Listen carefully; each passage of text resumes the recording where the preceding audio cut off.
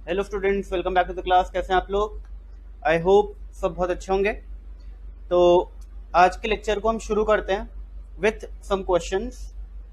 इसमें कुछ questions related हैं विथ पास्ट लेक्चर्स एंड कुछ क्वेश्चंस जो हमने लास्ट लेक्चर किया था उससे रिलेटेड है।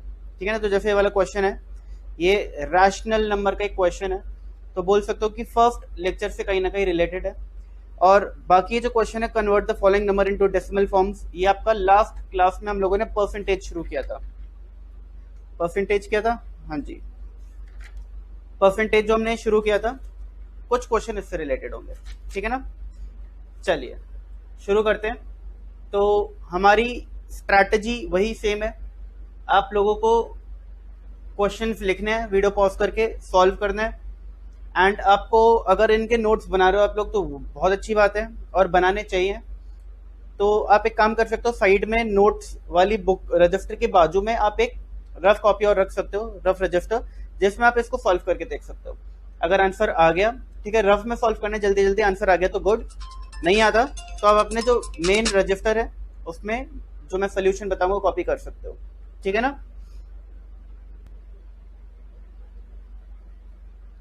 तो क्वेश्चन लिखे आप लोग एंड कर लीजिए इसको।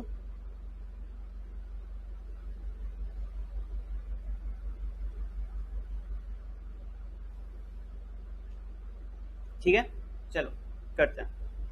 क्या लिखा है question? Product of two rational number is -9/16। दो रैशनल नंबर का जो प्रोडक्ट है, प्रोडक्ट मतलब क्या होता है? प्रोडक्ट मतलब होता है मल्टीप्लीकेशन। ठीक है, प्रोडक्ट मीन्स मल्टीप्लीकेशन।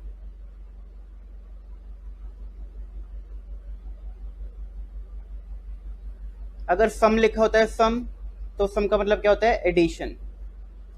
डिफरेंस लिखा होता है तो सब्ट्रैक्शन। ठीक है, इस तरीके से इसको पढ़ा जाता है। Product means multiplication. तो product of two rational number is -9/16। तो दो नंबर्स को जब हम मल्टीप्लाई करते हैं तो आंसर क्या आता है? -9/16। अच्छा, रैशनल नंबर क्या होते हैं? जो फ्रैक्शन फॉर्म में होते हैं, P/Q फॉर्म में होते हैं, वो रैशनल नंबर्स होते हैं। हमने फर्स्ट लेक्चर में देखा था टाइप्स ऑफ नंबर में, नंबर सिस्टम में। तो बेसिकली होगा क्या, मेरे दो नंबर्स होंगे, एक ये होगा रैशनल नंबर और एक ये होगा रैशनल नंबर, P/Q। इन दोनों को जब मल्टीप्लाई किया होगा तो -9/16 आंसर आया होगा। ठीक है जी। फिर क्या कह रहा है? And one rational number is -4/15। -4/15 जो है ये एक रैशनल नंबर है। क्वेश्चन बोल रहा है बताओ ये वाला क्या होगा? Find the other. Find the other, दूसरा रैशनल नंबर क्या होगा? अब इस नंबर को इससे मल्टीप्लाई करो तब भी आंसर आएगा, या फिर इसको इससे मल्टीप्लाई करो तब भी आंसर आएगा। तो -4/15 चाहे यहां लिखूं चाहे यहां लिखूं, बात एक ही है। ये मत सोचना सर आपने यहाँ पे क्यों लिखा, यहाँ पे भी तो लिख सकते थे, एक ही बात है। ठीक है, 2 × 3 करो या 3 × 2 करो, बात एक ही होती है। क्लियर हो गई चीज? तो अब मुझे नंबर नहीं पता तो मैं इसको एक्स ले लेता हूँ, एक्स ले लेता हूँ। अब हमने क्या देखा है? अब ये इक्वेशन बन गई, वेरिएबल है और कांस्टेंट है। ये वाला जो कांस्टेंट है ये वेरिएबल के साथ अटैच है और मल्टीप्लाई हो रहा है। तो अगर इस कांस्टेंट को मुझे इक्वल टू के उस साइड ले जाना है तो जो मल्टीप्लाई हो रहा है वो डिवाइड हो जाएगा और जो डिवाइड हो रहा है वो मल्टीप्लाई हो जाएगा। तो बेसिकली x क्या हो जाएगा? -9/16, ये एज इट इज लिख दिया, n2 ये रिवर्स करके लिख देते हैं 15/-4। ठीक है, 16 लिखा है मैंने, बस कर लो सॉल्व, आ गया आंसर। कुछ कट रहा है क्या? कुछ कट नहीं रहा। ये इवन नंबर्स हैं, ये ऑड नंबर्स हैं। 3 की टेबल में ये दोनों आते हैं बट ये दोनों नहीं आते, कुछ कट नहीं रहा। तो हम 15 × 9 होता है 135। ठीक है, माइनस का साइन एज इट इज आ जाएगा। एंड 16 4 होता है 64 और माइनस का sign again as it is आ जाएगा। नीचे भी माइनस ऊपर भी माइनस है। जब दो नंबर्स डिवाइड हो रहे हो और दोनों में माइनस का साइन हो तो इन माइनस माइनस को हम कैंसिल कर देते हैं। ठीक है ना? क्लियर है? तो हमारा आंसर क्या हो जाएगा? 135/64, ये हमारा आंसर आ जाएगा। ठीक है जी। चलिए अगला क्वेश्चन करते हैं। Convert the following number in decimal form. हमारे पास कुछ नंबर्स गिवन है, हमें इनको डेसिमल फॉर्म में कन्वर्ट करना है। ठीक है जी। अब ये क्वेश्चन, इस टाइप का क्वेश्चन मैंने लास्ट लेक्चर में किया था, इजी होता है क्वेश्चन, ठीक है ना। अगर मुझे बोला जाए कि 25.2% को डेसिमल फॉर्म में कन्वर्ट करो, तो आपके दिमाग में आएगा सर पहले से डेसिमल फॉर्म में है तो 25.2 तो एक डेसिमल नंबर है, बट यहाँ पे देखो परसेंटेज भी तो हटा है। तो अगर डेसिमल भी है और परसेंटेज भी है तो मैं इसको क्या बोलूँ, डेसिमल फॉर्म बोलूँ या परसेंटेज फॉर्म बोलूँ? ठीक है, अगर एक नंबर में डेसिमल भी है और परसेंटेज भी है तो इसको मैं डेसिमल फॉर्म बोलूँ या परसेंटेज फॉर्म बोलूँ? इसको बोला जाएगा परसेंटेज फॉर्म, ठीक है ना। तो अगर मुझे इसे डेसिमल फॉर्म में करना है तो परसेंटेज का साइन हटाना पड़ेगा, क्लियर है। तो परसेंटेज का साइन हटाने के लिए मैं क्या करता हूँ, हमेशा डिवाइडेड बाय 100, डिवाइडेड बाय 100। तो 25.2% को लिखूंगा 25.2 अपॉन 100। अच्छा, अब ये फ्रैक्शन फॉर्म आ गया, P अपॉन Q फॉर्म। अब एक अगर मुझे सिंगल नंबर बताना है तो मैं क्या करूंगा, अगर ये दो जीरो काटूंगा तो डेसिमल लेफ्ट साइड को खिसकेगा, लेफ्ट साइड को चला जाएगा, तो 252 आपका आंसर आ जाएगा, 0.252। एक जीरो काटेंगे तो डेसिमल यहाँ पे आएगा, फिर एक जीरो काटेंगे तो डेसिमल यहाँ पे आ जाएगा। तो जब डेसिमल यहाँ पे आएगा तो ये 0.252 हो जाएगा, ये वाला डेसिमल भी हट जाएगा और ये वाला भी हट जाएगा, ठीक है ना, क्योंकि यही वाला डेसिमल यहाँ पे शिफ्ट हुआ और यही वाला डेसिमल यहाँ पे शिफ्ट हो गया, तो ये डेसिमल तो बचे नहीं, एक ये वाला डेसिमल बचा सिर्फ, ठीक है। इसी तरीके से मुझे बताइए कि 0.15% को लिखूंगा 0.15 अपॉन 100, तो दो जीरोस हैं तो डेसिमल के बाद,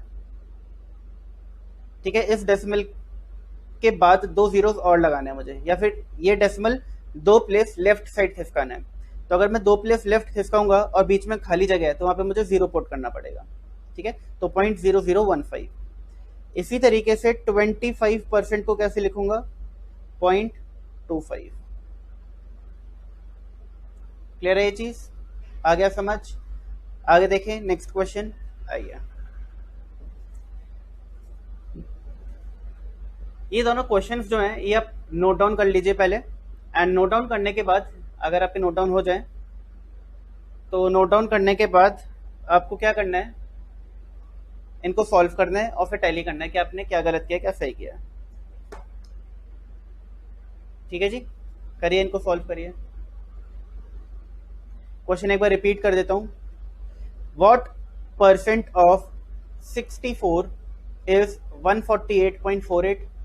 अब इस क्वेश्चन में सब आसान है, मुश्किल सिर्फ एक चीज है, लैंग्वेज। लैंग्वेज पढ़ के समझ ही नहीं आ रहा कि किसका क्या निकालना है।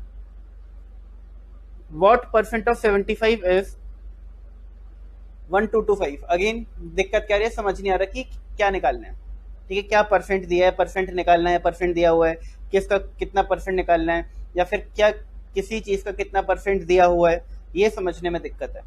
तो आप जोर डालो, समझने की कोशिश करो, क्योंकि जो ये लैंग्वेज की प्रॉब्लम है ये तो प्रैक्टिस के साथ जाएगी, ठीक है। आप बार बार एक चीज को पढ़ोगे, समझोगे, उसमें थोड़ा घुस के देखोगे, तब जाके आपको क्लैरिटी आएगी कि लैंग्वेज क्या बोलना चाह रही है, ठीक है ना। तो इंग्लिश ग्रामर की बात होगी।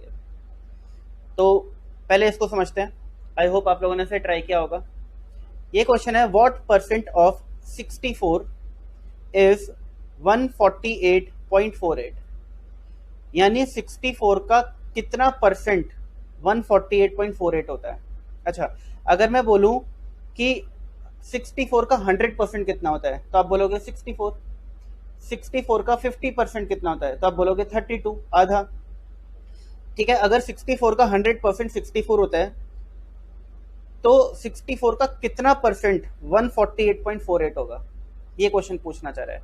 What percent of 64 is 148.48। ये चीज समझ आप लोगों को, ठीक है ना। अब आप बोलोगे कि सर अगर 64 का 100% 64 होता है तो 64 का 200% कितना होगा, 64 इंटू 2, ठीक है, कितना आ जाएगा, 128 आ जाएगा। ये अभी भी ज्यादा है, तो यानी कि 64 का 200% जब 128 है तो 64 का 200% से ज्यादा ही आपका आंसर होगा, ज्यादा ही आपका आंसर होगा, ठीक है। दोबारा समझो एक बार, देखिए मैं समझा रहा हूं दोबारा।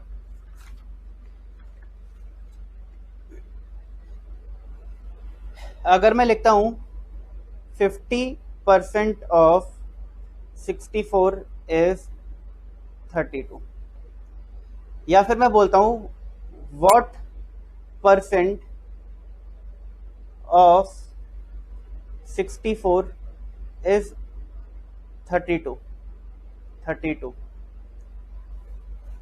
ठीक है, अगर मैंने ये लिखा पहले और बाद में ये स्टेटमेंट लिख दी, तो क्या आप इन दोनों को पढ़ के मुझे आंसर बता सकते हो इस वाली स्टेटमेंट का? देखो इसमें तो कुछ क्वेश्चन है ही नहीं, इसमें तो सीधा सीधे बता रहा है कि 50% ऑफ 64 इज 32। बट यहाँ पे ये पूछ रहा है व्हाट परसेंट ऑफ 64 इज 32। 64 का कितना परसेंट 32 होता है? तो हमने ऊपर देखा कि 64 का 50% 32 होता है, तो व्हाट परसेंट क्या आ जाएगा? 50 आ जाएगा। व्हाट परसेंट क्या आ जाएगा? 50 आ जाएगा। तो मैं बोलूंगा 50% ऑफ 64 इज 32। ये चीज समझ आई आप लोगों को? एक मिनट और रुक जाइए, इस फोन को थोड़ा साइलेंट कर लिया जाए पहले।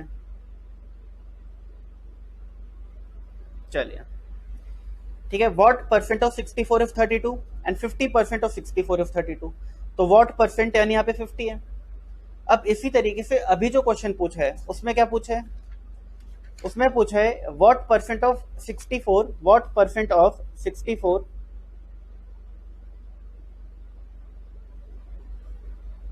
इज 148.48। यही पूछा है, 148.48 ये पूछा है। कैसे निकाले? अगर मुझे ये पूछा जाता कि व्हाट परसेंट ऑफ 64 इज 32, इसको कैसे निकालता मैं? अभी तो गिवन है, लेट से गिवन नहीं होता तो कैसे निकालता? तो देखो मैं क्या करता, व्हाट परसेंट को मैं ले लेता x परसेंट। क्या ले लेता? x percent. मुझे नहीं पता तो x percent into 64 is equal to 32, ये लिखता। ठीक है, 32% ऑफ 64 इज 32, 50% ऑफ 64 इज 32। तो मुझे जब 50 नहीं पता तो उसको मैंने x परसेंट ले लिया। अगर मुझे ये गिवन नहीं होता, ये चीज गिवन नहीं होती, सिर्फ ये गिवन होता व्हाट परसेंट ऑफ 64 इज 32, तो मैं लेता let x percent of 64 be 32। अब मुझे x निकालना है। अच्छा, x को परसेंट को कैसे लिखूंगा? x upon 100 into 64 is equal to 32। ठीक है ना? अब क्या होगा, x है यहाँ पर, 64 मल्टीप्लाई हो रहा है और 100 डिवाइड हो रहा है, तो 32 इंटू 100 अब मल्टीप्लाई हो जाएगा और 64 अब डिवाइड हो जाएगा। क्लियर हो गया? 64 क्योंकि मल्टीप्लाई हो रहा है वेरिएबल के साथ तो इक्वल टू के साइड जाके डिवाइड हो जाएगा, और ये वेरिएबल के साथ क्योंकि डिवाइड हो रहा है तो इक्वल टू के साइड जाके मल्टीप्लाई हो जाएगा। तो 32 इंटू 100 अपॉन 64, 32 1 सा 32 2 सा 2 1 सा 50 सा, तो x कितना आ गया? 50% आ गया। x कितना आ गया? 50% आ गया। क्लियर हो गया? ये चीज हो गया और वही आ रहा था। अब बिल्कुल इस तरीके से आपको ये वाला क्वेश्चन करना है। करिए, ट्राई करिए, दोनों क्वेश्चन ट्राई करिए। ट्राई किया आप लोगों ने? आप लोगों को ट्राई करना है? चलिए मैं बता रहा हूं, देखिए जी, let x percent of 64 be 148.48। ठीक है जी, तो x परसेंट को मैं लिख रहा हूं x अपॉन 100 ऑफ मतलब 64 इज इक्वल टू 148.48। जब भी ऑफ वर्ड होता है तो ऑफ का मतलब क्या होता है? Multiply. Of always means multiply. आप लोगों ने 12th क्लास में अकाउंट्स पढ़ी होगी, अकाउंट्स में partnership, admission of partner, retirement of partner में जब आप गेनिंग रेशियो, सैक्रिफाइसिंग रेशियो निकालते थे तो वहां पे कई बार ऑफ वर्ड का यूज होता था। ठीक है ना, कि एज कि कोई भी नया पार्टनर आ रहा है तो उसका इतना परसेंट वो उसको दे रहा है, इस तरीके से होता है। तो ऑफ वर्ड का बहुत यूज होता था। तो ऑफ जब भी लिखा होता तो हम क्या करते थे? मल्टीप्लाई करते थे। Of means multiply. अब देखिए मैं x को क्या लिखूंगा? x is equal to 148.48 into 100 divided by 64। अब इसको मुझे सॉल्व करना है, मेरा आंसर आ जाएगा। क्या आप लोग डेसिमल नंबर को सॉल्व कर सकते हो, डिवाइड कर सकते हो? देखो पहली बात तो 148.48 जो है इसको मैं लिख सकता हूँ 148.48 अपॉन 64, क्योंकि 100 ये मल्टीप्लाई हो रहा है विथ 100, तो 2 डेसिमल पॉइंट राइट साइड को चले जाएंगे।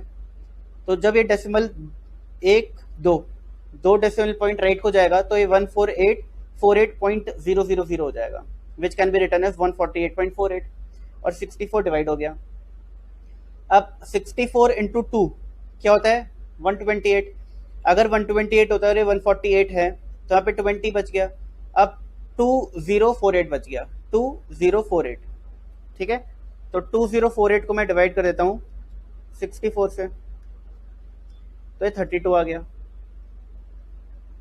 यानी कि 14848 divided by 64 is equal to 232, और हमारा आंसर किस में आएगा, परसेंट में आएगा, क्योंकि मैंने x परसेंट लिया था, x परसेंट। मेरा आंसर क्या जाएगा, 232%। ठीक है जी, क्लियर हो गई ये चीज। कई बार लोग बोलते नहीं है कि एग्जाम में अपना 110% डालो। अब 110% मतलब क्या होता है कि अगर आप अपनी कैपेसिटी से भी ज्यादा पढ़ो, कितना, 10% और ज्यादा पढ़ो। अगर आप एक दिन में 10 घंटे पढ़ते हो तो आप 10 घंटे ना पढ़ के 11 घंटे पढ़ो, तो उसको हम बोलेंगे कि आप अपना 110% डाल रहे हो। ठीक है ना। अगर आप नॉर्मली अपना 100% 10 आवर्स पढ़ सकते हो, और बोला जा रहा है कि एग्जाम टाइम में थोड़ा और पुश करो अपने आप को और 10% और डालो, तो 10 घंटे का 10% 1 घंटा होगा, तो आप 1 घंटा एक्स्ट्रा पढ़ोगे तो आप 11 घंटे पढ़ोगे। ठीक है ना। इसी तरीके से ये इस चीज को देखा जाता है।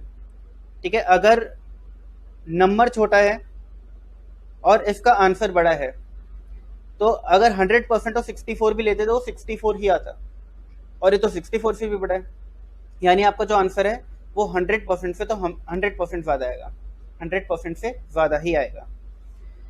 अच्छा, इसी तरीके से मुझे ये बताइए, अगर 100% और 75 निकालते तो 1225 आता, तो 75 आता। अब कितना परसेंट किया होगा 75 का कि 1225 आया?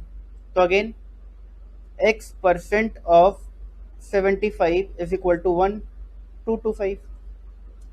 तो x upon 100 of 75 is equal to 1225। तो x कितना हो जाएगा, 1225 इंटू 100 अपॉन 75, ये होगा। 75 की टेबल में देखते हैं, 1225 आता है। हाँ जी, ये आ रहा है 16.333333 इंटू 100। ठीक है, मैंने इसको इससे डिवाइड कर दिया, तो 16333333%, ये आंसर आ जाएगा। ये कुछ ज़्यादा आ रहा है, एक मिनट चेक कर लूँ मैं। 1225 डिवाइड बाय 75, ठीक है, सही है, 1633.33%। ठीक है, ये आपका आंसर है। क्लियर हो गई चीज। तो 75 का जब आप 1633.3333% निकालोगे तो आपका आंसर कितना आएगा, 1225। अच्छा, क्रॉस चेक कर ले एक बार। हम क्या करते हैं, 75 का 1633.3333% निकालते हैं। ठीक है, अगर 100 का 20% निकालना है तो 100 इंटू 20% करोगे। 75 का अगर 1633.3333% निकालना है तो 75 इंटू ये करोगे। ठीक है, इतना बड़ा नंबर। तो जब इस नंबर को आप इसे मल्टीप्लाई करोगे तो 75 इंटू 1633.333333%, तो मेरा आंसर आ रहा है 1225। सही आ रहा है। बेसिकली आंसर जो आ रहा है वो आ रहा है 1224.999999। तो इसको मैं राउंड ऑफ करके 1225 बोल सकता हूँ, 1225 बोल सकता हूँ। ठीक है ना। जैसे कि आप कोई फोन खरीदने जाते हो, ठीक है, तो लेट्स से आपने एक फोन खरीदने गए, वो आ रहा था 34,999 का।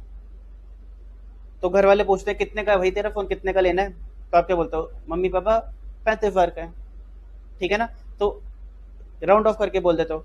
इसी तरीके से हम इसको भी राउंड ऑफ कर देते हैं, इसको भी राउंड ऑफ कर देंगे तो हमारा आंसर क्या आएगा, 1225। क्लियर हो गई ये चीज। आइए जी, आइए आगे बढ़े। आई होप आप लोगों को ये चीज समझ आ रही है। अगला क्वेश्चन देखते हैं। परसेंटेज में तो बहुत इंटरेस्टिंग चीजें हैं, अभी बहुत सारी इंटरेस्टिंग चीजें हैं। आइए, a machine cost ₹7,500, its value decreases by 5% every year due to usage. तो आप लोगों ने डेप्रिसिएशन पढ़ा 11th-12th क्लास में। इन केस आपको वो चीज समझ नहीं आई थी, आप मैथ्स में वीक थे, तो कोई नहीं, अब समझ आ जाएगा। एक मशीन है जो 7,500 रुपए की खरीदी गई है। अब क्योंकि आप उसको यूज कर रहे हो तो उसकी वैल्यू कम हो रही है। जैसे कि आपने आज फोन खरीदा और आप उसे अगर 1 महीने बाद भी बेचते हो तो क्या जितने का खरीदा उतने का वो वापस बिक जाएगा? आप एक फोन खरीद के लाए आज वन प्लस का 38,000 का, ठीक है, 38,000 कार्ड लेके आया, 1 महीने बाद आप उसे मार्केट में बेचने जा रहे हो, तो क्या आपको 38,000 रुपीज मिल जाएंगे? Answer is no. अगर 1 महीने बाद बेचोगे तो आपको 35, 36, 34 इतना कुछ मिलेगा, क्योंकि आपने फोन यूज किया तो उसकी वैल्यू डिक्रीज हो गई। इसी तरीके से जितनी भी companies plant, machinery, land, building, furniture, जो भी चीज यूज करती हैं, उनकी वैल्यू टाइम के साथ कम होती रहती है। सिर्फ एक चीज है जिसकी वैल्यू कम नहीं होती टाइम के साथ, दैट इज लैंड। लैंड एक ऐसी चीज है जो टाइम के साथ जिसकी वैल्यू बढ़ती है। अगर आप आज एक लैंड खरीद लो तो लैंड की वैल्यू जो है वो बढ़ती रहेगी विद टाइम, बाकी सारी चीज डिप्रिशिएट हो जाती है विथ यूसेज। तो क्वेश्चन बोल रहे हैं कि जो ये डिप्रिसिएशन का रेट है, जो परसेंटेज है, वो 5% एवरी ईयर, यानी अगर 1 साल यूज करोगे तो मशीन की वैल्यू 5% कम हो जाएगी। ठीक है। क्वेश्चन बोल रहा है कि बताओ मशीन का क्या वैल्यू बचेगी after 1 year and after 2 years. 1 साल बाद मशीन की क्या वैल्यू बचेगी एंड 2 साल बाद मशीन की क्या वैल्यू बचेगी। इसमें ऐड कर लेते हैं हम, आफ्टर 5 ईयर्स में निकाल लेते हैं, 5 ईयर्स ऑल्सो। ठीक है जी। अब देखिए, अगर एक मशीन 7500 की है और उसकी वैल्यू 5% डिक्रीज हो गई, ठीक है, तो फर्स्ट ईयर का जो डिप्रीसिएशन है वो कैसे निकालोगे? 7500 इंटू 5%, मशीन की वैल्यू का 5%, ठीक है ना। कितना आएगा ये?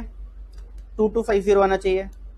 सॉरी, 2250 तो बहुत ज्यादा बोल दिया, 225 हो गया, तो नहीं 375 होगा, 375 ये आना चाहिए। ठीक है ना।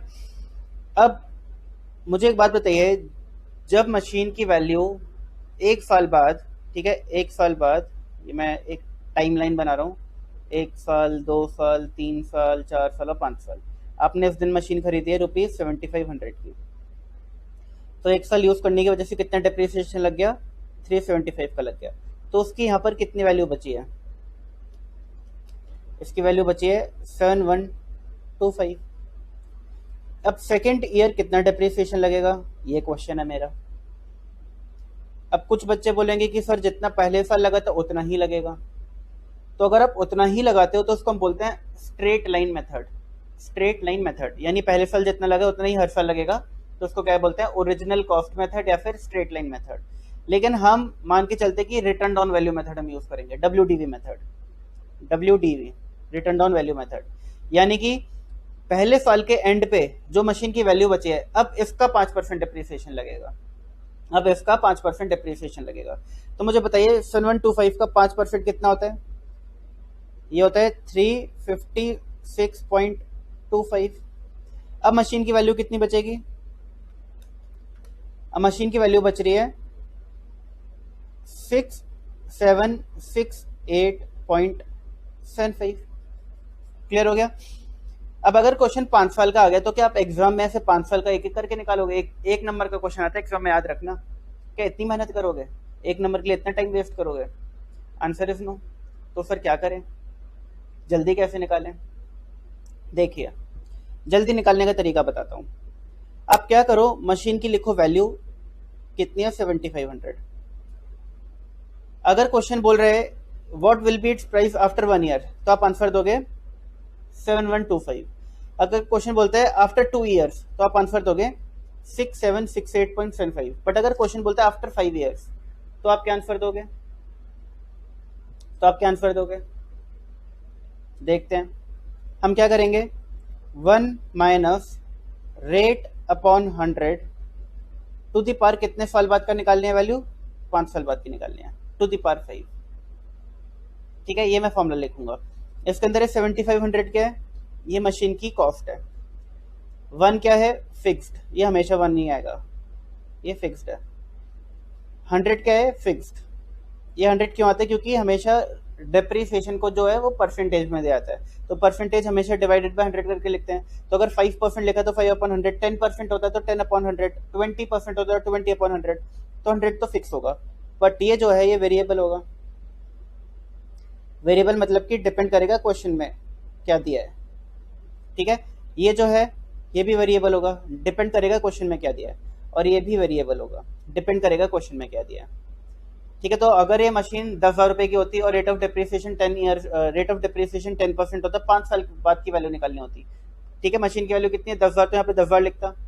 रेट ऑफ डिप्रिसिएशन कितना 10%, तो 1 माइनस 10/100 लिखता। 5 साल बाद की वैल्यू निकालनी है तो यहाँ पे 5 लिख देता ऊपर। ठीक है ना। मैं बाद में ये देखो ये चीज जो है ना, ये डिटेल में समझाया हुआ है मैंने सीए फाउंडेशन के कोर्स में। तो वहां पे मैं एक एक स्टेप बताता हूँ कि फॉर्मूला भी कैसे बनता है, ये फॉर्मूले के बनने का रीजन भी मैं वहां पे बताऊंगा। बट अभी मैं इतना डिटेल में नहीं जा रहा क्योंकि अभी हमारी बेसिक मैथमेटिक्स की क्लास चल रही है, तो हम बेसिक्स जो है उस पर ध्यान देते हैं। वो थोड़ा इन डिटेल हो जाता है, वो इन डेप्थ हो जाता है। तो देखो 7500, अब अगर मैं 100 का एलसीएम लूंगा, एलसीएम अब क्यों एलसीएम क्यों लेना पड़ता है, अगर बीच में प्लस या माइनस का साइन है, ठीक है, और यहाँ पर एक फ्रैक्शन और यहाँ पे एक नॉर्मल नंबर है, नेचुरल नंबर है, ठीक है, तो दिक्कत क्या होती है, यहाँ पे एक इंटीजर है, लेट्स एक इंटीजर और यहाँ पे एक रैशनल नंबर है, पी अपॉन क्यू फॉर्म में, तो हमें हमेशा इसको सॉल्व करने के लिए एलसीएम लेना पड़ता है। ठीक है, तो एलसीएम लेते वक्त 100 एलसीएम आ जाएगा। ठीक है, ऐसा नंबर जो 1, क्योंकि यहाँ पे क्या होगा 1 होगा, और 100, ठीक है, ऐसा नंबर जो 1 की टेबल में भी आता है 100 की टेबल में भी आता है, वो है 100। 1 की टेबल में 100 आता है 1 इंटू 100, और 100 की टेबल में भी 100 आता है 100 इंटू 1। तो यहाँ पे आ जाएगा, नीचे आ जाएगा 100। अब यहाँ पर था 1, अब करना है इसको 100, तो 1 को 100 से मल्टीप्लाई करूंगा, तो ये जो न्यूमरेटर वाला 1 है इसको भी 100 से मल्टीप्लाई करना पड़ेगा। तो ये आ गया 100 माइनस यहाँ पे ऑलरेडी 100 है और यहाँ पे भी 100 है, तो इसको मैं 5 एज इट इज लिख दूंगा। ठीक है, 100 का 100 इंटू 1 होता है, तो इसको भी 5 इंटू 1 करूंगा, तो ये 5 रह जाएगा। और इसकी पावर कितनी है 5। अब देखिए 7500, 100 minus 5 95 upon 100 to the power 5। 7500 95 upon 100 को 0.95 लिख सकता हूँ टू द पावर 5। अब देखिए 0.95 टू द पावर 5 को कैसे सॉल्व करेंगे, कैलकुलेटर पर टाइप करिए 0.95 मल्टीप्लाई, साइन दबाए मल्टीप्लाई का 0.95 इनटू, और इज इक्वल टू दबा दो। क्या करते हो, इज इक्वल टू दबा दो, दोबारा 0.95 लिखने की जरूरत नहीं है। एक बार 0.95 लिखा, इनटू मल्टीप्लाई का बटन दबाया, इक्वल टू का बटन दबा दिया, तो ये ऑटोमेटिकली 0.95 का स्क्वायर आ गया। 0.95 का स्क्वायर आ गया। मुझे 0.95 की पावर 5 चाहिए, स्क्वायर आ चुका है। मैं एक और बार इक्वल टू दबाऊंगा तो क्या जाएगा, क्यूब आ जाएगा। एक और बार इक्वल टू दबाऊंगा तो क्या जाएगा, टू द पावर 4 आ जाएगा। और एक और बार इक्वल टू दबाऊंगा तो क्या जाएगा, टू द पावर 5 आ जाएगा। ठीक है, तो कैलकुलेटर का इजी यूज। ठीक है, तो 7500 इंटू 0.77373809 ऐसा कुछ आंसर आ रहा है। तो मैंने इसको 7500 से मल्टीप्लाई कर दिया, तो 85803.35 ये आंसर आ गया, ये हमारा आंसर आ गया। क्लियर हुई चीज। ये कैलकुलेटर का यूज कैसे किया जाता है ये भी मैं सीए फाउंडेशन में आप लोगों को बताऊंगा क्लास में। ठीक है, अभी बेसिक मैथ्स की क्लास चल रही है, तो कैलकुलेटर एग्जैक्टली कैसे यूज किया जाता है और हम ज्यादा डिटेल में नहीं जाएंगे। ठीक है, लेकिन हाँ एक चीज याद रखना आप लोग, एक चीज याद रखना, मेरा जो कैलकुलेटर है ना, इसमें क्या है, अगर मैं 2 मल्टीप्लाई बाय इक्वल टू दबाता हूँ तो 4 आता है, एक और बार इक्वल टू दबाता हूँ तो 8 आता है, यानी 2 का क्यूब, एक और बार इक्वल टू दबाता हूँ तो 16 आता है, यानी 2 की पावर 4, यानी हर एक इक्वल टू पे एक पावर इंक्रीज होती है। बट कुछ बच्चे ऐसे भी होंगे आप लोगों में जिनके कैलकुलेटर में 2 इंटू इज इक्वल टू दबाएंगे तो 4 आ जाएगा, दोबारा इज इक्वल टू दबाओगे तो 4 ही रहेगा वो, फिर चाहे कितनी भी बार इक्वल टू दबाते रहो आंसर 4 ही रहेगा। अब उस कैलकुलेटर में ये ट्रिक काम नहीं करती। अब वो बच्चे क्या करें, एक ही इलाज है, कैलकुलेटर चेंज कर लो। ठीक है, कैलकुलेटर अपना चेंज कर लो, कोई ऐसा कैलकुलेटर लेके आओ, शॉप पे जाओ, शॉपकीपर को बोलो एक बार मुझे कैलकुलेटर दिखा दो, मुझे एक चीज चेक करनी है। शॉप पे जाके देखना 2 मल्टीप्लाई बाय इक्वल टू दबाना, इक्वल टू 2-3 बार दबाना, देखना क्या वैल्यू इंक्रीज हो रही है, 4, 8, 16, 32 ऐसे इंक्रीज हो रही है। अगर हो रही है तो उस कैलकुलेटर को ले लेना, नहीं हो रही तो बोल देना भैया दूसरा दिखा दो। क्लियर हो गई चीज, ठीक है ना, क्योंकि ये चीज हर कैलकुलेटर में नहीं होती। मेरा जो कैलकुलेटर है ये कैसियो का ओरिजिनल कैलकुलेटर है और मॉडल नेम है MJ120D।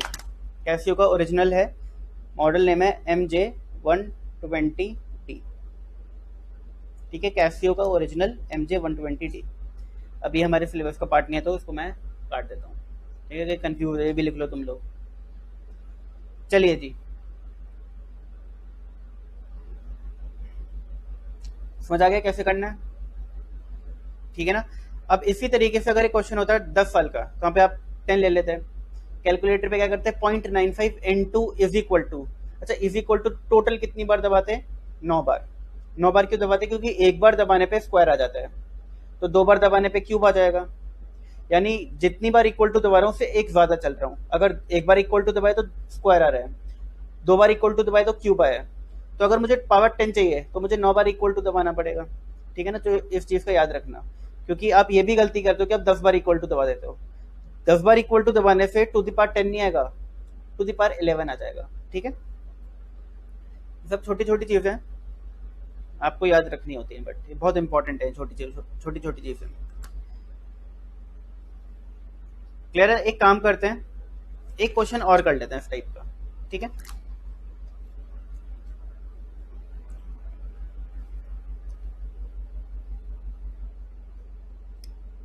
मिस्टर मयंक, जो कि मेरा नाम है,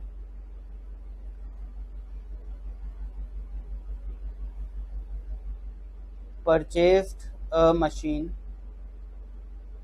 purchased the machine for rupees 1 lakh. Rate of depreciation is rupees क्यों लिख रहा हूँ भाई, is 10%. What will be value of machine after 7 years? After 7 years, ठीक है जी। क्लियर हो गई चीज? तो कैसे सॉल्व करेंगे देखिए, आप लोग करो, सॉल्व करो इसको, फिर चेक करना ठीक है कि नहीं किया। किया ट्राई? देखिए जी, मशीन कितने की? 1 लाख रुपए की, तो पहले तो लिख लिया 1 लाख, फिर 1 माइनस रेट ऑफ डेप्रिसिएशन है 10%, तो 10/100 टाइम कितना है? 7 साल, तो यहाँ पे लिख दिया 7, ठीक है जी। अब मैं थोड़ा सिंप्लीफाई करके करूंगा। मुझे क्या पता है कि 10/100 0.1 होता है, क्योंकि 0 से 0 कटेगा, फिर ये वाला 0 कटेगा तो पॉइंट यहाँ पे आ जाएगा। 1 माइनस 0.1 कितना होता है? 0.90 होता है, मुझे पता है। तो मैं वो एलसीएम लेने वाला काम, वो सारी चीज नहीं कर रहा, ठीक है ना। और टू द पावर 7, कैलकुलेटर उठाऊंगा मैं 0.9 और कितनी बार इक्वल टू दबाऊंगा? इनटू दबाने के बाद 6 बार, क्योंकि 7 है, 1 2 3 4 5 6। तो मेरा जो आंसर है, ठीक है, ये आ गया 1 लाख इंटू 0.4782969, ये मेरा आंसर आ गया, ठीक है जी। तो इसको मैंने मल्टीप्लाई कर दिया 1 लाख से, तो मेरा आंसर आ गया 47,829.69, ये मेरा आंसर आ गया। अच्छा, थोड़ा सा मैं एक्सप्लेन कर देता हूँ, जैसे कि आपको फॉर्मूला याद हो जाए, वरना फॉर्मूला याद करना पड़ेगा, भी अपने आप हो जाएगा अगर समझाऊंगा तो। मुझे एक बात बताइए, अगर मेरी मशीन ब्रांड न्यू 1 लाख रुपए की है, तो उसकी वैल्यू 1 साल बाद कितनी हो जाएगी? 1 साल बाद कितनी हो जाएगी? 1 लाख में 10% हट जाएगा, 90% उसकी वैल्यू रह जाएगी, 90%। तो मैं इसको क्या कर देता हूँ? 90%। अच्छा, 1 लाख इंटू 90% क्या होता है? 90,000। अगर पहले साल का डिप्रिसिएशन 10,000 रुपए है, 1 लाख का 10% 10,000 होता है, तो 1 लाख में जब 10,000 माइनस करोगे तो मशीन की वैल्यू कितनी बचेगी? 90,000। तो ऐसे भी निकाल सकते हो सीधा सीधा। अच्छा, अब ये जो है ये कितना है? 90,000 है। मुझे एक बात बताइए, अगर पहले साल का डिप्रिसिएशन आपका 10,000 है, तो सेकेंड ईयर का कितना होगा? निकालते हैं। पहले साल का डिप्रिसिएशन 10,000 रुपए था, तो पहले साल के एंड पे मशीन की वैल्यू 90,000 बची थी। अब सेकेंड ईयर का डिप्रिसिएशन 90,000 का 10% लगेगा, कितना होता है? 9,000 रुपए। अब जब आप 90,000 में 9,000 हटाओगे, माइनस करोगे, तो 81,000 आंसर आएगा आप लोगों का। क्या आएगा? 81,000। तो आपकी मशीन की वैल्यू 2 साल के बाद कितनी होगी? 81,000। अच्छा, अगर मैं फिर 90% से मल्टीप्लाई कर दूं, तो मेरा आंसर वही तो आएगा। मैंने क्या किया? 90,000 का 90% ले लिया। अगर ये मेरा 90,000 है और 90,000 का 90% निकालूंगा, तो कितना आएगा, 81,000 आएगा। करके देख लो कैलकुलेटर पे, 90,000 इंटू 90%, तो 81,000 आ रहा है, देखो ये रहा। अच्छा, अब आप लोग 90% कैसे करते हो मैं बताता हूँ। 90,000 पहले टाइप करोगे कैलकुलेटर पे, ठीक है, फिर इंटू दबाओगे, फिर 90 लिखोगे, फिर परसेंट दबाओगे, तो आपका आंसर आएगा 81,000। अच्छा, मैं कैसे करता हूँ, मैं 90,000 लिखता हूँ, मल्टीप्लाई करता हूँ 0.9 से और इक्वल टू दबा देता हूँ, तो भी मेरे आंसर 81,000 आता है। 90% होता क्या, 0.9, 90 अपॉन 100, एक जीरो से एक जीरो कटा, फिर एक जीरो से डेसिमल पॉइंट जो है वो लेफ्ट हैंड साइड को खिसक गया, तो 0.9 बचेगा। तो ये कैलकुलेशन मैं दिमाग में कर लेता हूँ, तो जल्दी काम हो जाता है। अच्छा, 90,000 इंटू 90%, 81 आ गया। अब मुझे पता चल चुका है कि अगर मुझे 5 साल बाद की वैल्यू निकालनी है, अच्छा 1 साल बाद की वैल्यू निकालनी थी तो एक बार इंटू 90% किया, 2 साल बाद की वैल्यू निकालनी थी तो 2 बार इंटू 90% किया। तो अगर मुझे 5 साल बाद की वैल्यू निकालनी है, 7 ईयर्स बाद की वैल्यू निकालनी है, तो मैं क्या करूंगा, 7 टाइम्स 90% करूंगा, 1 2 3 4 5 6 7, ऐसे करूंगा। अब कैलकुलेटर उठाइए, 1,00,000 इंटू 0.9 करिए, ठीक है, 1,00,000 इंटू 0.9 करिए, या फिर एक काम करिए 0.9 इंटू 1,00,000 करिए, इक्वल टू दबाइए, 90,000 आया, फिर इक्वल टू दबाइए, 81,000 आया, फिर इक्वल टू दबाइए, 72,900 आया। क्या करना है मैं दोबारा बता रहा हूँ, कैलकुलेटर उठाना है, 0.9 इंटू 1,00,000 करना है, यानी 0.9 इंटू 1,00,000, ठीक है, कितना आएगा, 90,000 आ जाएगा आपकी स्क्रीन पे। फिर आपको दोबारा इक्वल टू दबाना है, कुछ और नहीं करना है, दोबारा इक्वल टू दबाना है, तो आपका 81,000 आएगा। फिर दोबारा इक्वल टू दबाना है तो 72,900 आएगा, ठीक है। एक बार इक्वल टू दबाने पे 1 साल बाद की वैल्यू आ गई, 2 बार इक्वल टू दबाने पे 2 साल बाद की वैल्यू आ गई, 3 बार इक्वल टू दबाने पे 3 साल बाद की वैल्यू आ गई, ठीक है। फिर एक और बार इक्वल टू दबाया तो मेरा आंसर है 65,610। फिर एक और बार इक्वल टू दबाया, मेरा आंसर है 59,049। तो 1 2 3 4 5 साल बाद की वैल्यू आ चुकी है। एक और बार इक्वल टू दबाया, 53,144.1, और आखिरी बार इक्वल टू दबाया तो 47,829.69। अच्छा, ये दोनों आंसर सेम है कि नहीं, ये वाला आंसर और ये वाला आंसर सेम है, ठीक है ना, तो एक ही बात है, कर सकते हो। अच्छा, अब सुनो, आगे सुनो, अगर मैं 90% को 1 2 3 4 5 6 7 बार लिख रहा हूं, तो मैं 1,00,000 इंटू 90% टू द पावर 7 लिख सकता हूँ, इसको बिल्कुल लिख सकता हूँ। 1,00,000 इंटू 1 माइनस 10 अपॉन 100 की पावर 7 भी लिख सकता हूँ। क्यों, 90% क्या होता है, 0.9, 0.9 की पावर 7। अच्छा, 1 माइनस 10 अपॉन 100 क्या होता है, 0.9, 0.9 की पावर 7। 90% को ऐसे भी लिखा जा सकता है, ठीक है, 1 माइनस 10% कैसे लिखा जा सकता है, 1 माइनस 10%। क्लियर हो गई चीज, अगर आप 1 माइनस 10% लिखोगे तब भी 90% आएगा। क्लियर हो गई चीज, ठीक है ना। अच्छा, ऐसा क्यों होता है, देखो, अगर 90% 0.9 होता है, 80% 0.8 होता है, 50% 0.5 होता है, तो 100% 1 होगा। क्या होगा, 1 होगा। अब अगर ये 1 लिखा है तो इस 1 का क्या मतलब है, 100% है। और अगर मैं 1 यानी 100% में माइनस करूंगा 10%, तो आंसर क्या आएगा, 90%। ऑब्वियस सी बात है, 90% को कैसे लिखा जाता है, 0.9 लिखा जाता है। क्लियर हो गई चीज। तो ये जो है, इसी का लॉजिक ये है, ये ठीक है, इसी का लॉजिक ये है, और ये इसी से फॉर्मूला बना है। अब कई बच्चों को ये फॉर्मूले की जगह ये इजी लगता है, तो आप ऐसे कर लो, कोई दिक्कत नहीं है, ठीक है। अगर आपको पता है कि रेट ऑफ डिप्रिसिएशन आपका 10% है, तो आपकी वैल्यू 90% बचेगी हर साल के एंड पे। तो 90% बचेगी तो पहले कैलकुलेटर पे 0.9 टाइप कर लो, फिर मशीन की वैल्यू देखो कितनी है, 1,00,000 है, 1,00,000 टाइप कर लो और इक्वल टू दबा दो, तो आपकी 1 साल बाद की वैल्यू आ जाएगी। एक और बार इक्वल टू दबा दो, 2 साल बाद की वैल्यू आ जाएगी। एक और बार इक्वल टू दबा दो, 3 साल बाद की वैल्यू आ जाएगी। एक और बार इक्वल टू दबा दो, 4 साल बाद की, एंड सो ऑन। तो ऐसे आपका काम आसान हो जाएगा, आपको फॉर्मूला भी याद नहीं करना पड़ेगा। वैसे तो इतना समझाने पर आप लोगों को ऑलरेडी फॉर्मूला याद हो गया होगा, जितना मुझे लगता है, ठीक है। तो ये छोटी छोटी ट्रिक्स बहुत सारी हैं, सी फाउंडेशन लेवल पे हम खूब सारी ट्रिक्स पढ़ेंगे, बहुत मजा आएगा। ठीक है, अभी के लिए ये समझिए। क्लियर है? तो आपकी ट्रिक आपको कितनी समझ आई, इसके लिए एक क्वेश्चन और करेंगे। ठीक है, हम देखेंगे कि आपको कितना आइडिया लगा इस चीज का। देखो ये मैं क्यों इतना समझा रहा हूँ, एक क्वेश्चन से मैं आगे बढ़ सकता था, बट ये जो कॉन्सेप्ट है बहुत इंपॉर्टेंट है। सीए फाउंडेशन, सीए इंटर और सीए फाइनल तीनों लेवल पे काम आएगा।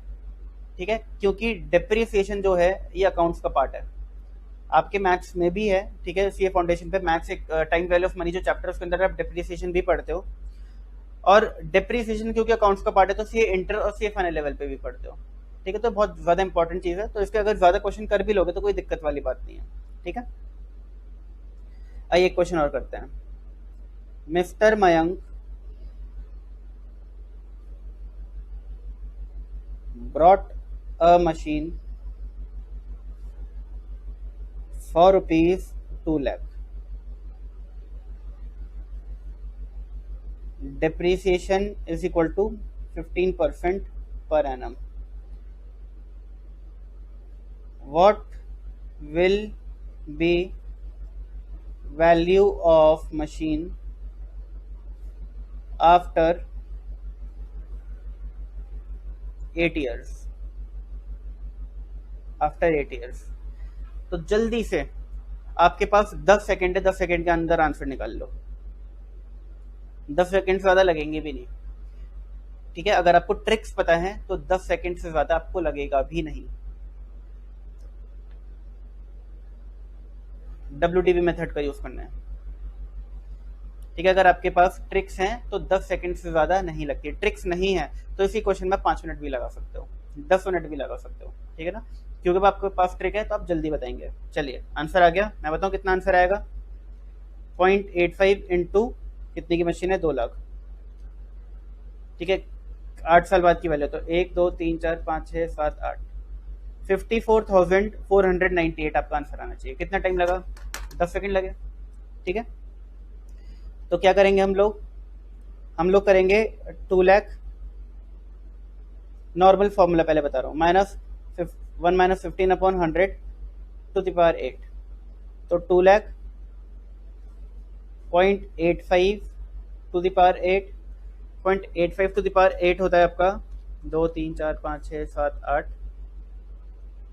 2 लाख इंटू 0.27249052, इसको मल्टीप्लाई कर देते हैं 2 लाख से, तो आंसर आ गया 54,498.10। ठीक है जी, हमने क्या किया, ऑल्टरनेट तरीका, हमने कैलकुलेटर पे टाइप किया 0.85। क्यों किया, क्योंकि 15% डिप्रिसिएशन है, तो 1 साल के बाद मशीन की वैल्यू 85% बचेगी। कितनी बचेगी, 85%, तो इसलिए 0.85। कितने की मशीन है, 2 लाख की। कितने साल का क्वेश्चन है, 8 साल का, तो इक्वल टू दबा दिया 8 टाइम्स, मेरा सेम आंसर आ गया। दोबारा करके देखें, 0.85 इंटू 2 लाख, 1 2 3 4 5 6 7 8, देखो यार है 54,498.10, 54,498.10।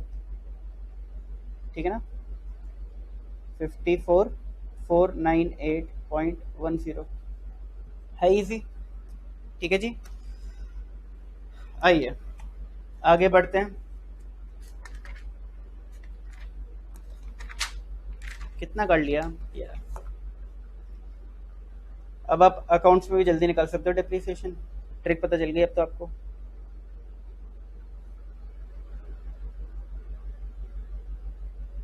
आइए, Ram obtains 480 marks out of 600। ठीक है, लेट से आपका नाम राम है, आपके 480 मार्क्स आए 600 में से, और ये तो दिक्कत हो गई। मैं बोलने वाला था आपकी बहन का नाम सीता है, अब राम सीता को बहन भाई तो बना नहीं सकते हम लोग, कुछ और करते हैं। लेट से आपके दोस्त का नाम राम है, वो शादीशुदा दोस्त है। ठीक है, आपका दोस्त है, उसका नाम राम है, उसके 480 मार्क्स आए आउट ऑफ 600, और उसकी वाइफ का नाम सीता है। सीता के 560 मार्क्स आए out of 700, 560 out of 700। Ram Sita का एग्जाम्पल मैंने क्यों लिखा, क्योंकि आज आप अच्छा मैं तो रिकॉर्ड कर रहा हूँ, आपको तो बाद में मिलेगा, लेकिन आज जिस दिन मैं लेक्चर रिकॉर्ड कर रहा हूँ आज 5 अगस्त है एंड आज इनॉग्रेशन हुआ है अयोध्या मंदिर का, तो इसलिए मैंने सोचा एग्जाम्पल इसी का ले लेते हैं। ठीक है, तो Ram obtains 480 marks out of 600 and Sita obtains 560 marks out of 700। 480 out of 600 and 560 out of 700। बताओ कौन अच्छा परफॉर्मर है, किसके अच्छे मार्क्स आए हैं? अब बोलोगे कि सर सीता के अच्छे है ना, 560 है, बट ये भी देखो कि सीता के 560 आउट ऑफ 700 आए हैं और राम के 480 आउट ऑफ 600 आए हैं। अब कैसे पता लगाएं? तो हम क्या करेंगे, परसेंटेज निकालेंगे। परसेंटेज निकालेंगे कि इसके कितने परसेंट आए, इसका कितना परसेंट आए, जिसका हायर परसेंट होगा उसके अच्छे नंबर आए। ठीक है, अब ऐसे देख के नहीं बता सकते। अच्छा, अगर ऐसे देख के बताने लग गए तो एक बात बताओ, लेट से राम के 480 आए आउट ऑफ 600 और सीता के 400 आए आउट ऑफ 400, तो अब तो बोलोगे क्योंकि इसके 480 मार्क्स आए तो ये ज्यादा अच्छा परफॉर्मर है, सीता बेकार है, जबकि सीता के फुल स्कोर आया 400 में से 400। तो ऐसे नहीं बोल सकते हम लोग। ठीक है, सिर्फ ये वैल्यूज को देख के नहीं बोल सकते। तो हम क्या करेंगे, परसेंटेज निकालेंगे। तो राम की परसेंटेज, ठीक है, कैसे निकालेंगे, 480 अपॉन 600 इन 200। ऐसे निकालते हैं स्कूल में परसेंटेज, निकालिए आप लोगों ने। ठीक है ना, अगर 480 आए, ठीक है, आउट ऑफ 600, तो अगर आउट ऑफ 100 का टेस्ट होता है तो कितने आते हैं? तो ये कितने होते हैं, इसको हम सॉल्व करते हैं। आइए जी, कैलकुलेटर महाशय, यार है 80%। 80%। सीता के देखते हैं कितना परसेंट आया। सीता जी आप क्या है, 560 अपॉन 700 इन 200।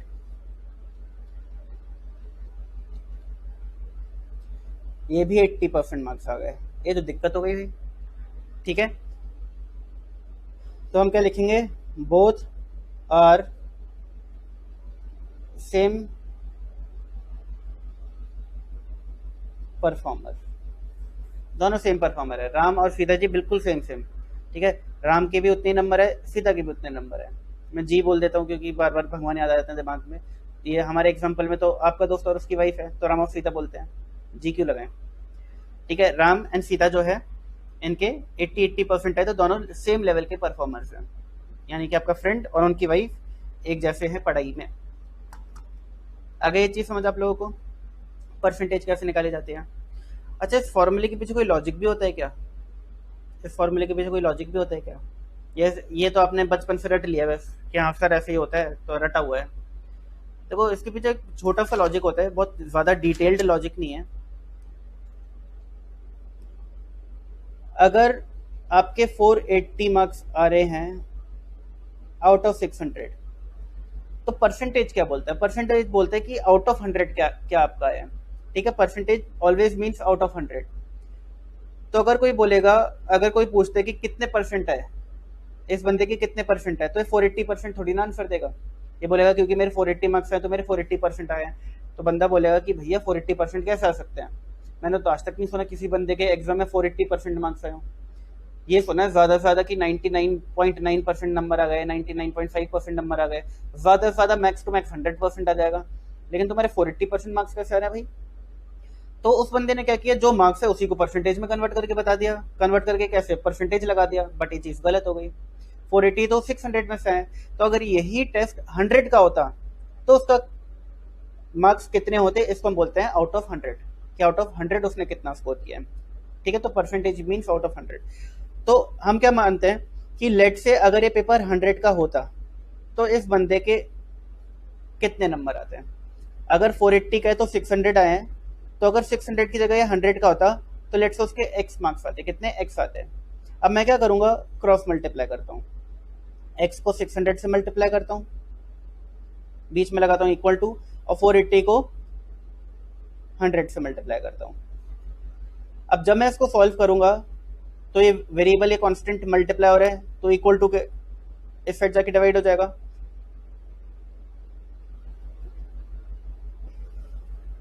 ये तो क्या था भी हमने 480 अपॉन 600 इंटू 100, देखो अरे कहाँ गया, 480 इंटू 100 अपॉन 600, ये क्या, सेम चीज करिए, 480 इंटू 100 अपॉन 600, 480 इंटू 100 अपॉन 600। तो इसके पीछे का लॉजिक ये होता है। इजी हो गई ये चीज, आ गया समझ। तो आई होप आपकी परसेंटेज की कुछ चीज़ें क्लियर हुई होंगी, ठीक है। कुछ आपको चीज़ें जो आज तक अटकती थी, समझ नहीं आती थी, उनके ऊपर आपको क्लैरिटी आई होगी। आइए जी, आइए आगे बढ़े। अगला question, the cost of an object is increased by 12%। बहुत इंपॉर्टेंट और बहुत मुश्किल क्वेश्चन है ये, बहुत इंपॉर्टेंट, बहुत मुश्किल है। मुश्किल क्यों है? क्योंकि उसको समझाना भी थोड़ा ट्रिकी पार्ट है। ये बात आप तक पहुंच जाए, थोड़ा ट्रिकी पार्ट है, इसलिए मुश्किल है। अगर एक बार समझ आ गया फिर तो बहुत आसान है। तो इसमें जो मुश्किल है वो मेरी है, ठीक है। मुझे आपको ये समझाना है, बाकी तो आसान है। कुछ बच्चों को पहले से आता होगा तो अच्छी बात है। The cost of an object is increased by 12%। एक ऑब्जेक्ट है, उसकी कॉस्ट 12% से बढ़ गई। लेट से आप लोग क्रिकेट खेलते हैं, क्रिकेट की बॉल लेके आते हो, बॉल, तो आप क्रिकेट की एक बॉल, कॉस्को वाली बॉल, लेट से 100 रुपीज की लेके आते थे। कितने की? 100 मान के चलते। क्या हो गया? अब हुआ क्या कि अब वो बॉल के प्राइस कंपनी ने 12% बढ़ा दिया। कितना? 12%। अब मुझे बताइए वो बॉल कितने की आ रही होगी? बताइए बताइए बताइए। 12% अगर उसका प्राइस बढ़ चुका है तो बॉल कितने की आ रही होगी? तो आप बोलोगे कि सर 100 का 12%, 12 रुपीज होता है, तो अब वो बॉल 100 प्लस 12 112 रुपए की आ रही होगी। इजी है ये चीज समझ। अब वो बॉल कितने की आ रही होगी? 112 रुपए की आ रही होगी। तो क्या बोल रहे थे? Cost of an object is increased by 12%। If the current cost is 896, और उसकी अभी की जो कॉस्ट है, यानी बढ़ने के बाद, ठीक है, 12% बढ़ने के बाद जो कॉस्ट है वो कितनी है? 896 है। तो बताइए उसकी ओरिजिनल कॉस्ट कितनी होगी? अब अगर मैं आपको क्वेश्चन देता कि एक बॉल आती थी, उस बॉल का प्राइस बढ़ गया और अब वो बॉल 112 रुपए की मिल रही है मार्केट में, बताओ प्राइस बढ़ने से पहले वो कितने की रही होगी? इस टाइप का क्वेश्चन है। तो इस क्वेश्चन में वो 112 की जगह क्या फिगर दी हुई है? 896 दिया हुआ है। 12% की जगह 12% है। आपको जो 100 वाली फिगर थी वो निकालनी है। पहले बॉल 100 की आती थी, तो पहले ये आइटम कितने का आता होगा, ये आपको निकालना है। बताइए, कर सकते हैं? कैसे करेंगे? अगर कर सकते हैं तो सोचिए, सोचिए, विचार करिए। और मैं तो बोल रहा हूँ वीडियो पॉज करिए और जितना टाइम लगा सकते हो लगाओ, ठीक है। अपने दिमाग में जितना भी जोर डाल सकते हो डालो। जितना ज्यादा जोर डालोगे, जितना ज्यादा, देखो अगर आपको आता है तो वेल एंड गुड, अच्छी बात है। अगर नहीं आता तो जोर डालो, और तब तक जोर डालो जब तक सर दर्द ना हो जाए। होगा क्या उससे? उससे ये होगा, एक तो क्लास का टाइम खत्म हो जाएगा, ठीक है, 52 मिनट्स की क्लास हो गई है। और दूसरी चीज, जब एक होती है स्पून फीडिंग, ठीक है, होता क्या है कि बच्चों को पढ़ाते रहो, पढ़ाते रहो, समझाते रहो, समझाते रहो, ठीक है। स्पून फीडिंग मतलब खिलाते रहो, खाना खिलाते रहो खुद ही, तो बच्चे की आदत बिगड़ जाती है। अब क्या होगा? मैं हर चीज कराता जाऊंगा, कराता जाऊंगा, कराता जाऊंगा, तो आप उसको दिमाग में डालते जाओगे, डालते जाओगे, डालते जाओगे, बट इम्प्रूव नहीं कर पाओगे। अगर कोई हल्का सा भी अलग टाइप का क्वेश्चन आ गया तो सोचोगे ये तो सर ने बताया ही नहीं। क्यों? क्योंकि मैं तो स्पून फीडिंग कर रहा था। लेकिन अगर आप अपना लॉजिक लगा के इसमें थोड़ी मेहनत करोगे और अपना सर दर्द कर लोगे, फिर भी नहीं होगा। अगर हो गया तो आपके लॉजिक्स क्लियर हो जाएंगे। नहीं हुआ और मैं फिर समझाऊंगा तो आपको वो चीज बहुत अच्छे से समझ आएगी। आपको पता लगेगा कि मैं क्या गलत कर रहा था, क्या होना चाहिए था, ठीक है। तो बहुत अच्छी अप्रोच रहती है कि आप हर क्वेश्चन पहले खुद ट्राई करो, फिर आप लेक्चर्स में देखो कि मैं क्या गलत कर रहा था, ठीक है ना। तो आप करिए इसको ट्राई। हाँ जी, करा? कर लेना। अगर नहीं किया तो अभी भी वीडियो पॉज करके ट्राई करो, ठीक है ना। और ये मेरा एक स्ट्रिक्ट ऑर्डर है, रिक्वेस्ट नहीं कर रहा, एक स्ट्रिक्ट ऑर्डर है। मैं देख तो नहीं रहा आप लोगों को, बट मेरी दिल से इच्छा है कि आप लोग एक बार एक खुद ट्राई करो। आइए जी, अब कैसे करें? जिनका आ गया आंसर वेल एंड गुड। अगर आंसर आ गया तो क्रॉस चेक कर लेना। कैसे करोगे? जो आपका आंसर है उसका 12% निकालना। 12% निकालने के बाद जो आंसर है उसको अपने आंसर में ऐड करना, तो आपका आंसर 896 होना चाहिए। यानी आपके आंसर में अगर 12% ऑफ आपका आंसर ऐड किया जाए तो कितना आना चाहिए? 896 आना चाहिए।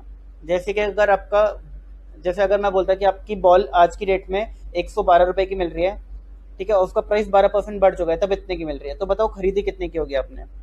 तो अगर आपका आंसर 100 आया होता तो आप 100 में क्या करते हैं? 100 प्लस 12% ऑफ 100, तो आपका आंसर 112 आ जाता। 100 प्लस 12% ऑफ 100, तो 12% ऑफ 100 कितना होता है? 12। तो 100 प्लस 12 कितना होता है? 112। इसी तरीके से आपके आंसर में आपके आंसर का 12% ऐड करना, ठीक है, और आपका आंसर 896 आ रहा है तो आपने सही किया, नहीं आ रहा तो आपने गलत किया। क्लियर हो गई चीज? क्रॉस चेक करने के लिए। तो कैसे करें इसको? करने के बहुत सारे तरीके हैं। पहला तरीका, लेट, ये तरीका एग्जाम वाला तरीका नहीं है, सिर्फ समझाने वाला तरीका। Let original cost be x. अच्छा, आपको याद है आपने 11th-12th क्लास में मैनेजर्स कमीशन किया था? मैनेजर्स कमीशन, बिफोर सच कमीशन, आफ्टर सच कमीशन, याद है? बहुत ज़्यादा कंफ्यूज होते थे। एंड में क्या किया होगा आप लोगों ने? रट लिया होगा कि भाई इसे तो रट लो कि बिफोर है तो ऐसे करना है, आफ्टर है तो ऐसे करना है। ठीक है, समझ तो आया नहीं होगा। अगर समझ आ गया तो वेल एंड गुड, अगर समझ आ गया था तो ये क्वेश्चन भी आप लोगों ने कर लिया होगा। ठीक है, और कुछ बच्चे ऐसे होंगे जिनको आप वो चीज़ ट्राई करे होगे और आप ट्राई कर रहे होंगे, वो भी अच्छी चीज़ है, कोई दिक्कत नहीं है। तो लेट ओरिजिनल कॉस्ट भी एक्स। तो अगर एक्स ओरिजिनल कॉस्ट थी तो अब जो प्राइस है वो 12% बढ़ गया है, यानी एक्स इंटू 12%। अगर ये 100 है तो 100 का 12%। अच्छा, 100 का 12% कितना होता है? 12 होता है। तो 100 प्लस 12 112 आ जाएगा। बट इस केस में ये 100 हमें नहीं पता कितना है। ठीक है, तो इसकी जगह मैं लिखूंगा 896। ठीक है, हमें पता है कि 12% प्राइस बढ़ने के बाद उसका जो प्राइस है वो 896 है। ठीक है, जो 112 वाली चीज है वो 896 यहाँ पे गिवन है।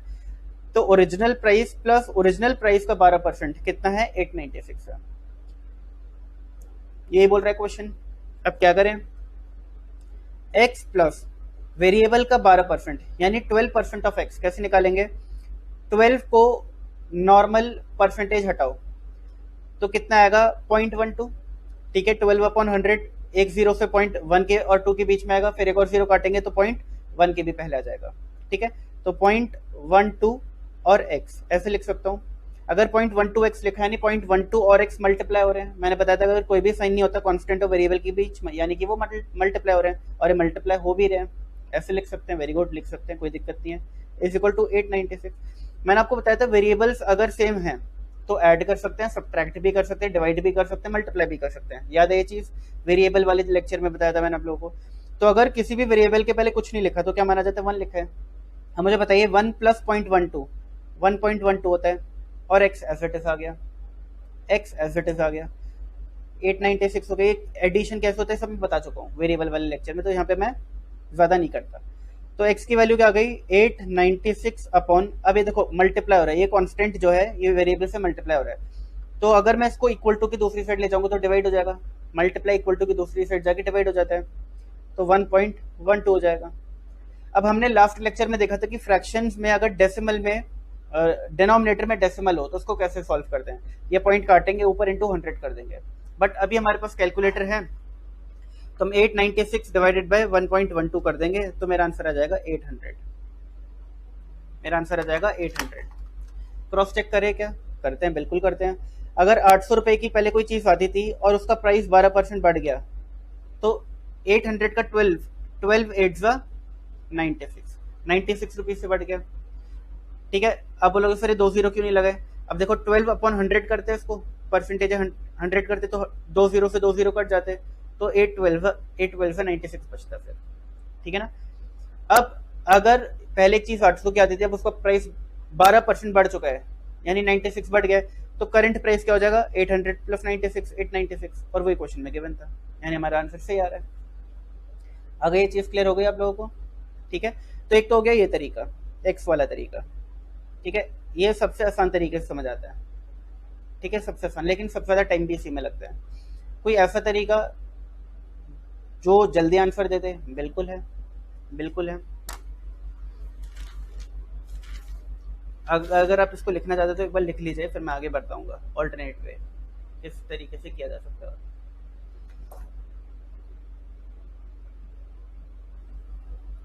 लिख लिया? चलिए,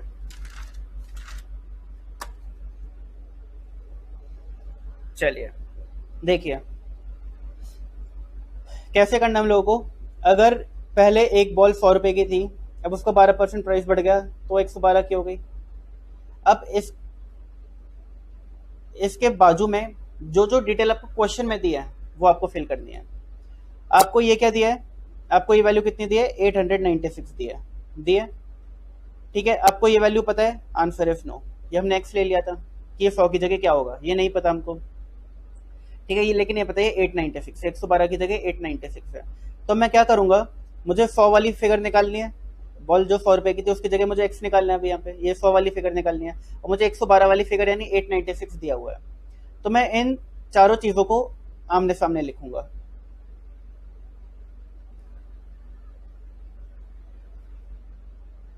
और कर दूंगा क्रॉस मल्टीप्लाई, तो एक्स 112 से मल्टीप्लाई होगा, बीच में आएगा इक्वल टू साइन, और 896 100 से मल्टीप्लाई होगा। तो x क्या हो जाएगा, 896 इंटू 100 अपॉन 112। ये मल्टीप्लाई हो रहा है, इक्वल टू के साइड जाएगा, डिवाइड हो जाएगा। क्या यही मेरा आंसर आ रहा था, 896 इंटू 100 अपॉन 112? कुछ ऐसे ही आ रहा था, देखो कुछ ऐसे आ रहा था। देखो 896 अगर मैं पॉइंट हटाऊंगा तो इंटू 100 हो जाएगा, तो 896 इंटू 100 अपॉन 112, यही मेरा भी आ रहा है, 896 इंटू 100 अपॉन 112। जल्दी हो गया, ठीक है, जल्दी हो गया। कितना आ जाएगा ये, 800 आ जाएगा। ठीक है, और कोई तरीका है? देखो ऐसे भी कर सकते हो, लॉजिक लगाकर। लॉजिक क्या लगाओगे, आप सोचोगे कि 896 जो है वो 12% ऐड होने के बाद है। वो क्या है, 12% ऐड होने के बाद, यानी ये 112 के बराबर है। 896 जो है वो 112 के बराबर है, तो 1 के बराबर कितना हो गया, 1 के बराबर, ठीक है, 1 के बराबर कितना हो गया। फॉर एग्जाम्पल, आप 10 पेन 100 रुपए के खरीद के आए, 10 पेन 100 रुपए के खरीद के लेके आए, तो एक पेन कितने का आया, 100 अपॉन 10, ठीक है ना। ऐसे अगर 896 112 के बराबर है तो 1 के बराबर कितना हुआ, 896 अपॉन 112। अगर ये 1 के बराबर है, अगर ये फिगर, ये वाली पूरी फिगर 1 के बराबर है, तो 100 के बराबर कितना होगा, तो 100 के बराबर कितना होगा, क्योंकि हमें तो 100 वाली फिगर निकालनी है। ऐसे कर लो तब भी देखो 896 इंटू 100 अपॉन 112 आ रहा है।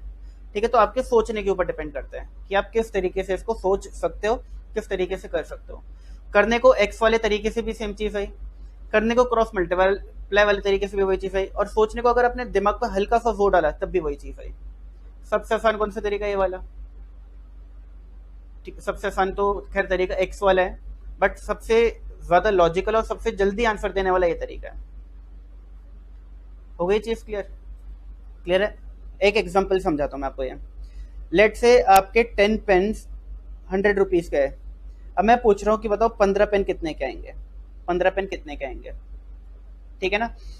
तो क्रॉस मल्टीप्लाई करके भी आ जाएगा ये। कैसे करेंगे, 10 into x is equal to 15 into 100, तो x कितना आ जाएगा, 15 into 100 upon 10 is equal to 150। 150 रुपए के आएंगे 15 पेन। करने को आप ऐसे भी कर सकते हो कि अगर 100 पेन 10 रुपए का है तो एक पेन 100 पेन 10 का होगा, तो 15 पेन कितने के आएंगे, तब भी आंसर मेरा 150 आएगा। ठीक है ना। तो ये वाला लॉजिक यहाँ पे भी तो यूज किया जा सकता है कि अगर 896 112 के बराबर है, क्योंकि अगर पहले कोई चीज 100 की थी तो अब 112 की हो गई है, ठीक है ना। तो अगर 896 112 के बराबर है तो बताओ 100 के बराबर क्या होगा। ठीक है, ये सबसे आसान तरीका होता है। आई होप आपको ये चीज समझ आई होंगी। एंड नेक्स्ट लेक्चर में कुछ और क्वेश्चंस भी करेंगे हम इसके ऊपर, एंड और ज्यादा अच्छे से समझेंगे, करेंगे, एंड कुछ और भी ट्रिक्स मैं आप लोगों को बताऊंगा। ठीक है, इंटरेस्टिंग ट्रिक्स है, और आपकी अकाउंट्स बहुत जल्दी हो जाएगी उससे। अकाउंट्स में तो बहुत ज्यादा हेल्प करेगी वो ट्रिक्स, बहुत ज्यादा। ठीक है, और आपको लगेगा कि ये चीजें 11th-12th क्लास में पता होती तो कितना मजा आ जाता। ठीक है, 11th-12th वाले टीचर्स ने क्यों नहीं बताया ऐसा। ठीक है, बोर्ड एग्जाम में मेरा टाइम बच जाता, मैं और ज्यादा क्वेश्चन कर लेता, छूटता नहीं मेरा। ऐसा आ सकता है आपके दिमाग में। चलिए जी, अभी के लिए इतना ही है। बाय बाय, टेक केयर, मिलते हैं नेक्स्ट क्लास में।